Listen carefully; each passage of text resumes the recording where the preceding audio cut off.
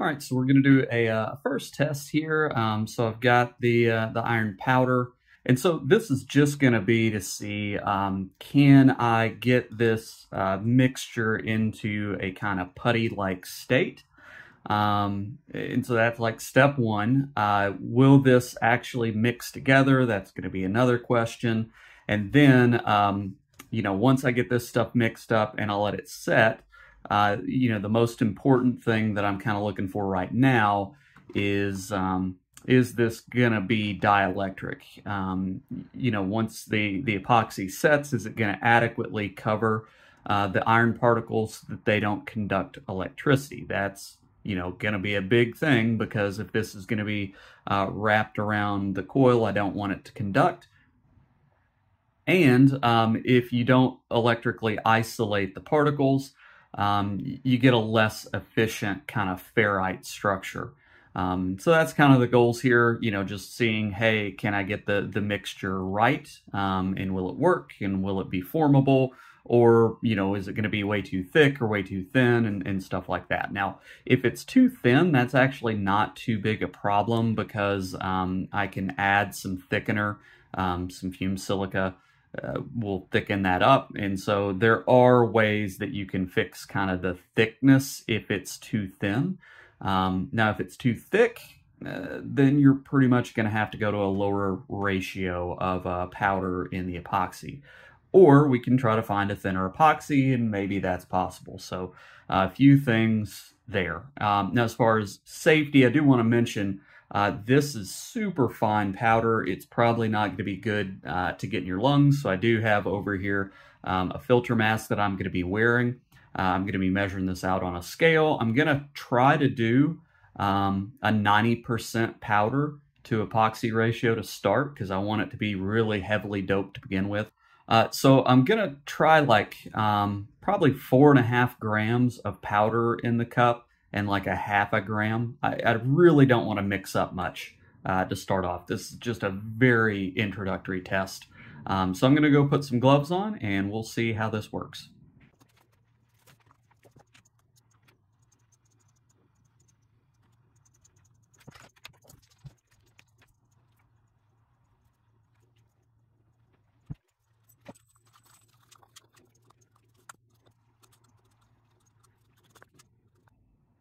All right, so, it actually mixed up pretty decent.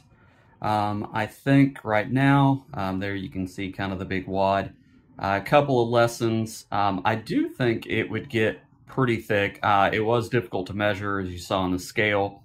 So I didn't quite get this to the 90% ratio, because the epoxy, just really kind of hard to measure coming out of that little syringe. But so it's a little wetter than I intended, but it did mix up pretty decent. It is very sticky. It's very much a paste. It's not really a putty at this point. So I do think, maybe a little bit of thickener might help to really get it into a putty consistency. The other thing I would say, lesson learned, I need a better cup. This thing you can see is not smooth, and so everything is in these nooks and crannies. And so probably a regular dedicated like paint mixing cup would be better for this type of thing. You can see the residue on the bottom that I couldn't quite get, because just all these little cracks it gets into, and then you lose epoxy, and your powder gets stuck in those places. So at any rate, let's give this a couple hours to set up, and then we'll see. Take it, and once it's hard, I can test it with a multimeter to see what kind of conductivity the hardened epoxy kind of has, and then we'll see kind of what we got. All right, so it's a day later, so the epoxy is good and set up. Looks like it's probably not quite as strong as it normally would be, I would guess. Just having that much filler in it likely weakened it a little, but set up pretty good. Let's get a chunk out of here. Let's see what we got. All right. Pretty decent texture. Yeah, it looks like it mixed in really well. So let's see what we've got. So I will admit, this is not going to be the most scientific test. This is just continuity. And we don't have anything. So that looks good. Check for resistance just to see. Do we get anything? Yeah, just read an open line. So, you know, given that epoxy is usually used as a dielectric for things like potting compound for electronics, I had a pretty decent expectation that this stuff would be non-conductive.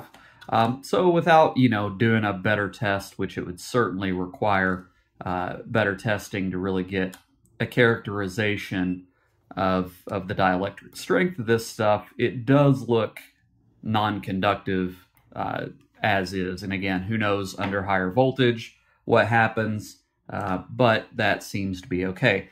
It's also worth noting that I did test the powder itself, and this stuff does not seem to conduct either, at least not what I could test. And again, I didn't do like significant testing on it, but with some basic continuity checks and stuff like that, I haven't found that this iron powder is actually very conductive, and the epoxy doesn't seem to be very conductive. So the next step is to work up a good formula for making this into a putty.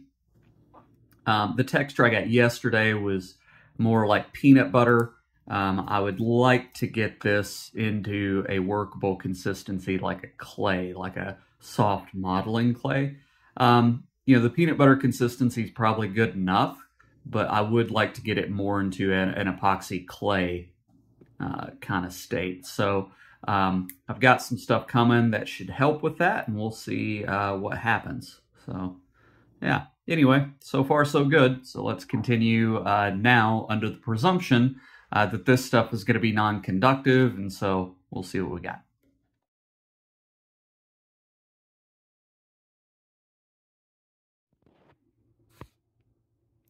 All right, so what's next? Well, we've got, you know, some potential with the epoxy mixture, and so now I need to do a test. And the way I'm going to do this test may be a little weird. It's not going to be exceptionally scientific, but since we kind of already are based on an existing workable product, right? I mean, so this epoxy mixture is not just something I came up with.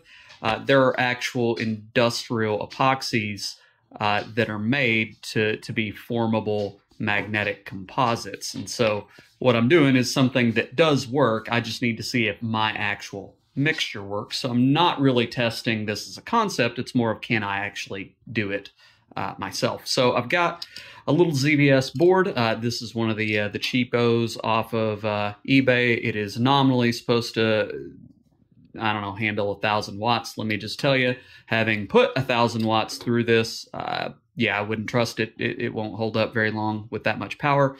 It starts to, if you can actually see, it's really roasted the contacts pretty good. The capacitors get super hot. It's definitely not capable of running that kind of power, but I'm going to run anywhere from 50 to like 90 watts through this thing, through this little coil. And I'm going to see how long it takes with some low power to heat up some 223 brass. So this is the smallest case that I've got, so it shouldn't have much thermal capacity. And so the test is going to be, so if I use this thing as is, how long will it take the case to get hot? Then I'm going to try to make a flux concentrator out of the epoxy. So I'll try to see if I can get a good formable clay or putty out of this mixture, and then redo it and see if it speeds up the time to heat. And I'm going to be checking that with thermal camera. All right, so that's the plan. So let's hook it up and let's see how this works. All right, let's get it going.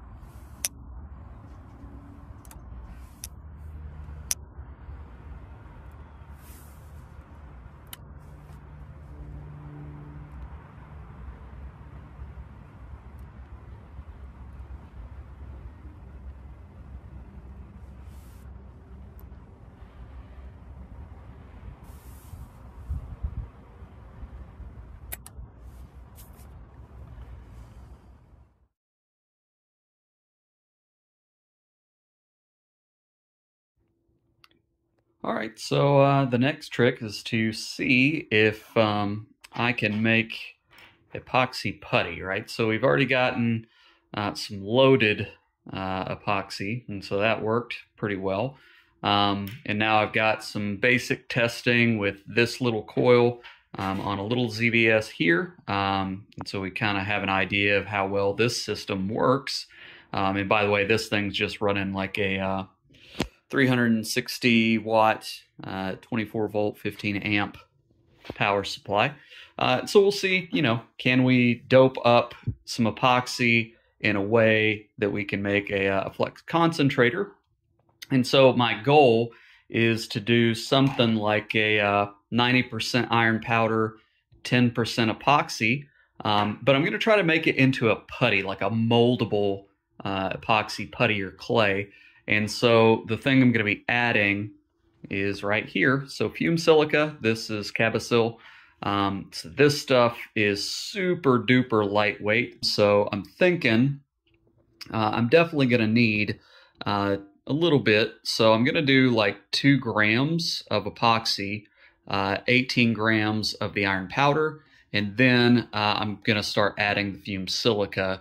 I hope that I won't need more than just a couple of grams here, if that much, right? A gram ought to be plenty, but we'll see. I've never really used this stuff. We'll see how it goes. Now I'm also going to be mixing this stuff in outside because it's definitely, you can see the warning.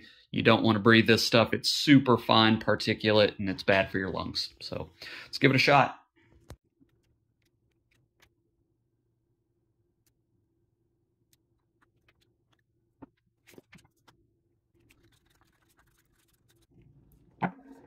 All right, so I've got this stuff mixed up, and I haven't actually added any of the thickener. This batch, I guess maybe the last batch, I didn't get the proportions the way I thought I did. I think I did get that a little wetter. So this is quite a bit drier than last time, and it's actually making what I think may be a serviceable putty if I can get this worked out a little bit more. So what I'm going to do is I'm going to try something that's probably real dumb. And I'm just going to use my hands on this. So let's see what happens when I just try to work this with my fingers at this point. Let's see if we can get it to come together and make like a putty.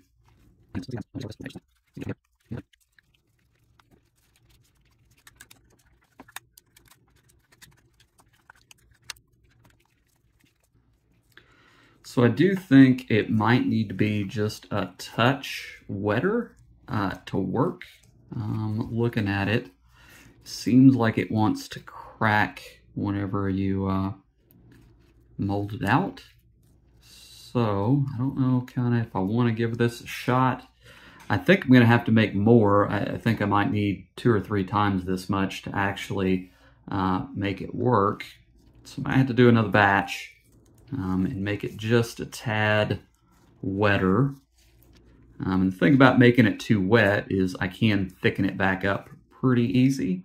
I don't know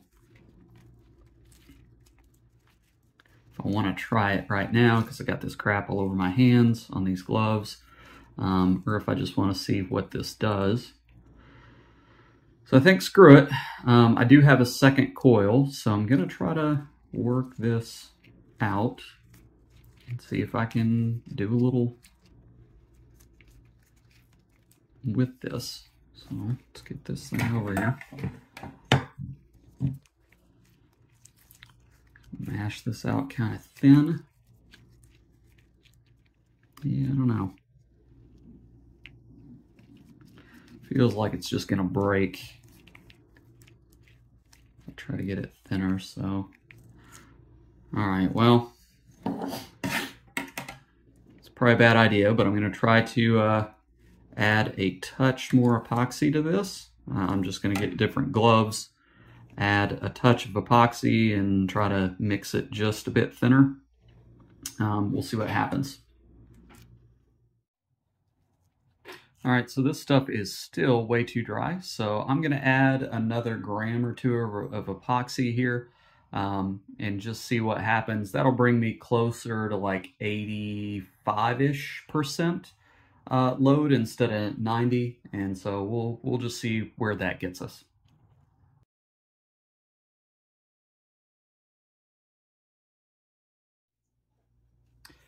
All right, well, I don't know, maybe the third time's the charm here.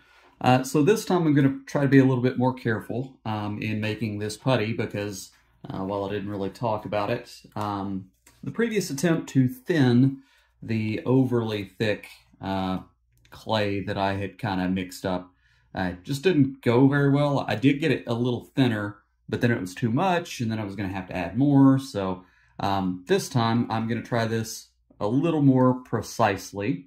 So let's turn this on. We're going to tear out our scale. And I'm going to start off with the epoxy, and I'm going to try to carefully measure this stuff out. Do this, get this cap off. All right, so let's see how much epoxy we have here.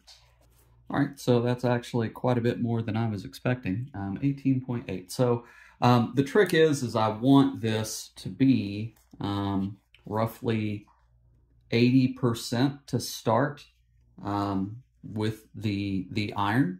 And so with 18.8, that's a little less than 20. So I'm going to be somewhere probably in the 70-something gram range of iron powder. And so what I'm going to do is I'm going to measure that out separately, and I'm going to add it in slowly to kind of see, where we end up overall on the overall mixture. All right, so we're going to need 75.2 grams of iron powder to get us up to an 80-20 mixture. All right, so with that, now what we can do is tear this out, and I'll be able to measure at any given point how much powder is actually in here. And then I can figure out, how much I really need and what percentage mixture is actually going to work. And I can work up to the desired thickness, and I think that's going to be easier than just trying to guess around. So I'm going to start mixing this up, and we'll see kind of where we stop on this iron powder. Now, if I need to go above this, 75 grams, that's fine, because at this point I'll be able to see how much iron powder I end up with in this mixture. All right, at 70 grams, we are still more in the tar range. It's still very sticky. So we don't have too much left, another 5 grams before I have to do more. So, I don't know, we'll see. Again, maybe I'll have to add more to get up closer to the 85% weighted range. Again, 90 seemed like too much, so I didn't want to overdo it. So once we hit to that kind of 75-ish grams, that's going to be more in the kind of 80% load range. So we're going to keep going up to that 80% range, and then if we need to keep going, we'll keep going. All right, so we're up to 75. I'm going to go up 5 more grams and see how that gets us. And to be honest, I wouldn't be surprised if we end up more around 90, but that would put us up in the close to 85-ish% range. So right now we're still low 80% load on this stuff.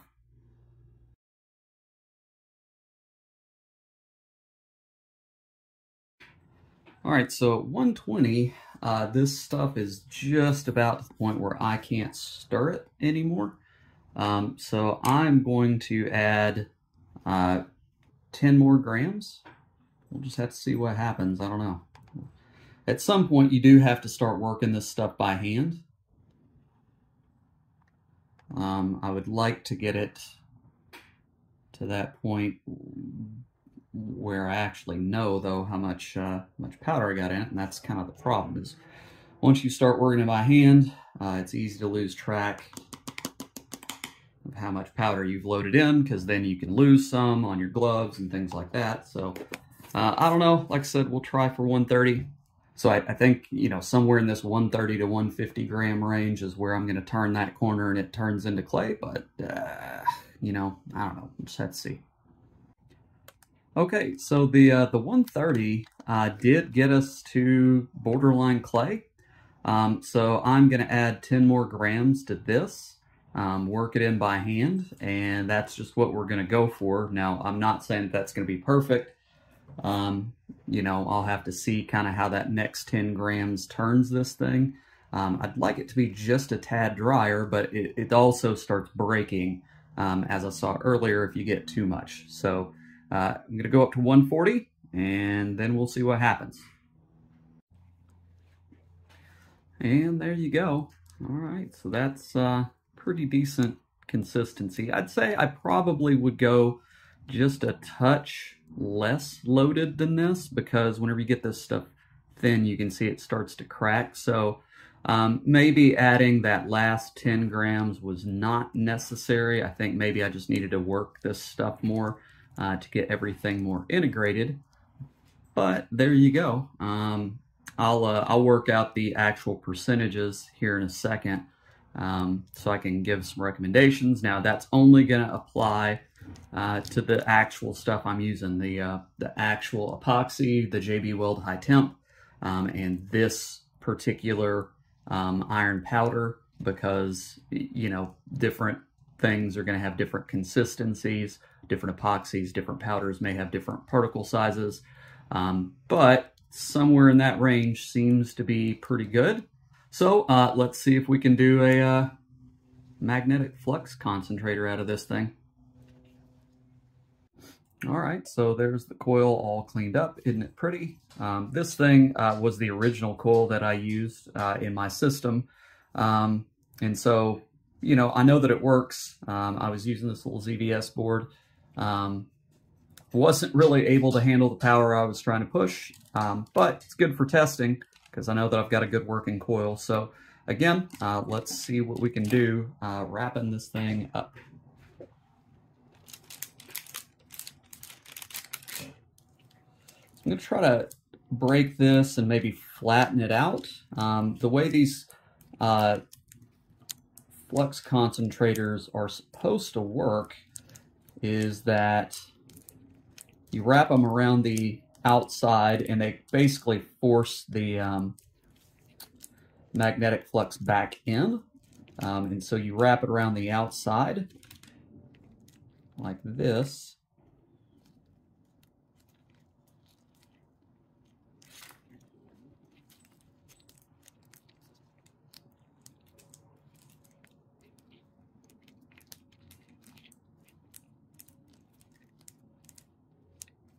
At the inside, you want the gap, but you do want it to go over. So I've obviously gotten it way too much, but I'm going to use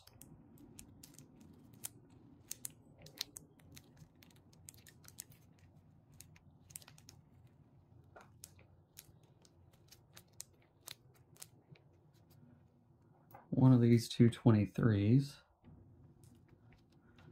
I'm going to drill a hole through that end. I'm going to drill a hole through this end. And that's kind of it. Now, I see down in there, I've got some inside the coil. I really don't know how much that matters. You know, I think in theory, you don't have any on the inside. So I guess I'm going to try to push some of that stuff out. But the way the coil works, I don't know how much that matters. And there we go. So I think this is pretty good. This has to cure for 24 hours before I can test it. I don't know if I'm going to be able to get to it tomorrow. But there's a start, and we'll see if this actually makes a darn bit of difference. I don't know whether it will or not, but I am kind of happy that it worked as far as just making the putty. I don't know if the putty itself works, but I know that I can make some epoxy putty using, you know, JB Weld stuff that you can find at Home Depot. Granted, can't get the iron powder. I didn't end up needing the fumed silica at all for this. Now, maybe that would have been better, but I didn't use any. So, you know, I don't know. I guess I've got a bottle of fumed silica just in case I ever need, but there you go. And so, like I said, we'll give it a day, and if basically when I can get around to it, I'll give this a check and we'll see if it works. All right, so here we go. This is going to be the big test. I've got the flux concentrator on there. Let me get it focused. All right, here we go. Let's see what happens.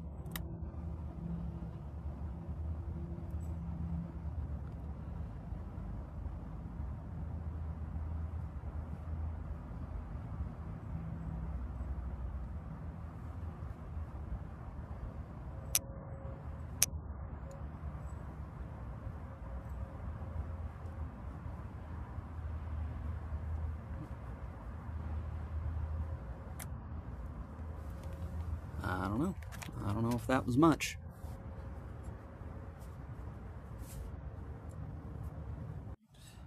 Last one.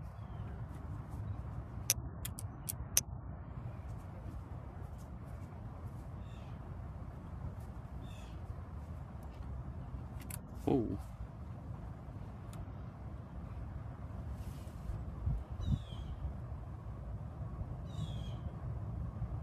Well, that one seemed to work.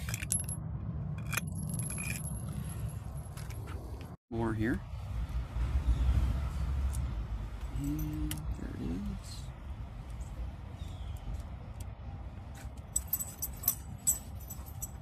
Holy cow, yeah, that one goes way faster. Goodness. All right, well, with that hasty little test conducted, I think this is pretty plausible. So thinking through what happened, in this coil, while it looks nice on the outside, or well, I don't know, maybe it doesn't look nice to anybody else on the outside.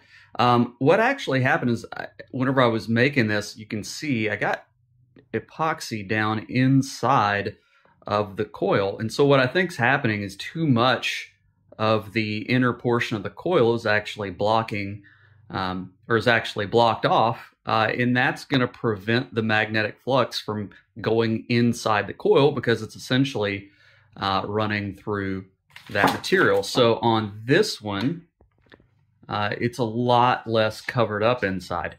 And so this thing, it's still a little warm from the test, it worked fantastic. So it's either, you know, I didn't get enough material on the outside of this, but looking at it, I don't really think that's the case. I think they're somewhat comparable. Yeah, the other one's got a little bit more, but whatever. It could also be, you know, this one has some extra material that's already cured inside, and so, you know, maybe that was part of it. Maybe it's just part of the curing process needs to finish. But either way, I think what a person needs to do, and probably what I'll try next, is 3D printing a core to fit inside of this thing to prevent epoxy from going down inside of the coil. Because whenever you look at how these things are formed, they are meant to kind of be on the outside to basically concentrate the flux inside. Well, I think that if you get epoxy down inside, it's blocking that out, and so it doesn't allow the flux to really get to where you want it. And so that's why with this one with the epoxy in the middle, it probably just didn't do much. But this sucker, man, it cut the annealing times in half. Less than in half, actually, more like 40%. I'll do the math and throw it up here. But I mean, it was really getting full temperature extremely fast, which means potentially you could really reduce the power requirements that you actually need for these circuits, which also means you need to spend less money on components. Your power supply can be cheaper. You can use maybe fewer capacitors. You don't have to have as beefy of MOSFETs and things like that. And so I think that this is something that I'm going to explore a little bit more on my big machine, because if I can replicate this on the large machine, then maybe I can give some more direction for anybody else that wants to try this, as far as, hey, here's what I did and here's what works, because I think with this one, I've still got some questions that I need to figure out, why this one worked so much better than this one. Again, I've got a pretty good theory as to why, but, it'd be nice to have some confirmation. And again, if I can do this on my larger machine, then I can maybe answer some questions about, well, how much power do you really need on one of these induction annealers? But for right now, it certainly looks plausible that a magnetic flux concentrator made with homemade epoxy and, this stuff, this carbonyl iron powder, certainly seems plausible. So I think that's going to wrap this one up. If you've got any feedback or comments, if you see anything in this video that you're like, hey, you kind of messed this up, or more about this stuff, please let me know. Anything that you can do to help this out and, push this along that would make this easier for me to figure out. Again, if you know something, let me know. Otherwise, again, thanks for watching.